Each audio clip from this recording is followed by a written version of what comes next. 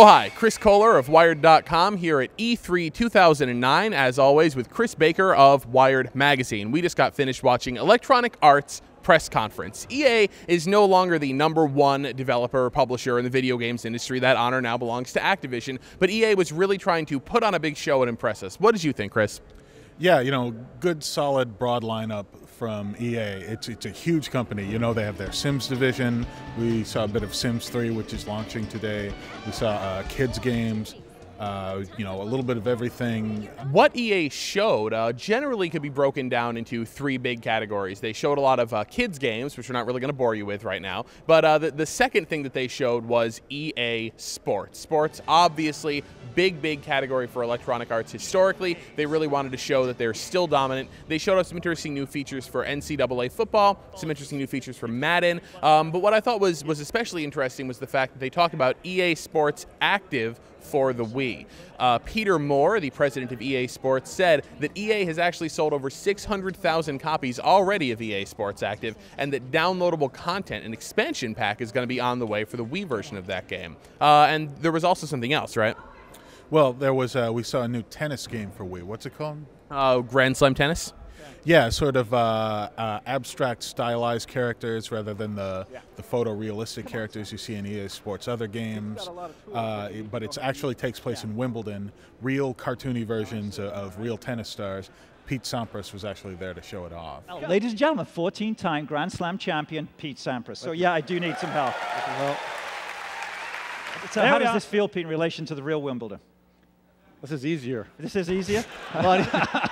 Yes, the actual real-life version of Pete Sampras, played as the cartoon version of Pete Sampras, uses the Wii's Motion Plus controller. In fact, the Motion Plus add-on for the Wii that gives the Wii greater motion sensitivity is going to be bundled in first with some of Electronic Arts games before getting bundled in with a Nintendo game later on in the year. After sports, Electronic Arts talked about the EA Partners program, which has been a really big hit for them. EA Partners is where EA goes out and they partner up with great video game developers, releasing really interesting original content. Rock Band Beatles is an EA Partners game, but some other EA Partners games were actually announced here. APB, All Points Bulletin, the big online game from the guys who brought us Crackdown, is going to be published by EA.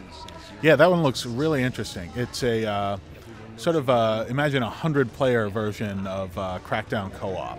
100 of you let loose in this city, and you can become criminal gang lords, or you can become good guy vigilantes, but basically all of you duking out and battling for control of this city. How can you not be excited about that? Another big EA Partners game was Star Wars: The Old Republic, a massively multiplayer online Star Wars game being co-developed by EA company BioWare and, of course, LucasArts.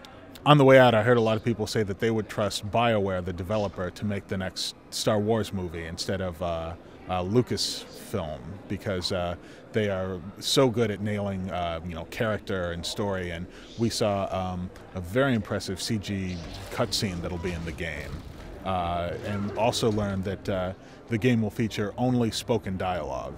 To put this in perspective, we believe this could be one of the largest voiceover projects in the history of games, and maybe across all areas of entertainment. In the Old Republic, there are hundreds of thousands of lines of dialogue and thousands of speaking roles. Most MMOs still feature a lot of text-based dialogue, just because there are so many characters, so many people you can talk to, so many possible things they can say. And the commitment to this enormous task of making every bit of dialogue in the game spoken kind of shows BioWare's commitment to story. Yeah, if you like story in your MMOs, Star Wars: The Old Republic is probably going to be one that you're definitely going to want to play.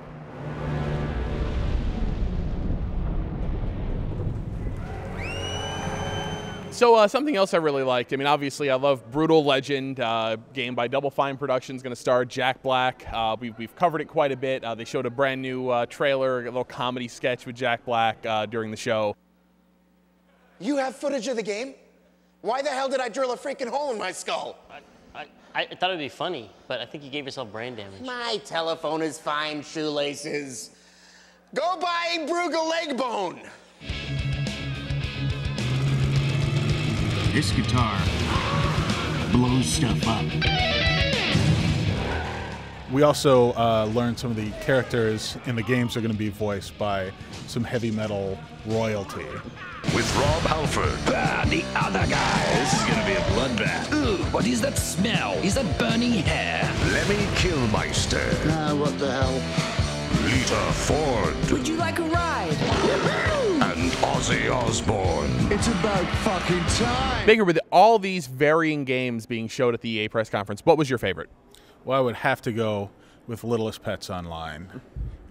They say it's only for 9 to 12-year-old girls, but there's a little something in that game for everyone. I'm going to be boring and say Brutal Legend. I think Brutal Legend was my favorite game of the show. But with plenty to choose from, Electronic Arts is definitely capturing a wide audience.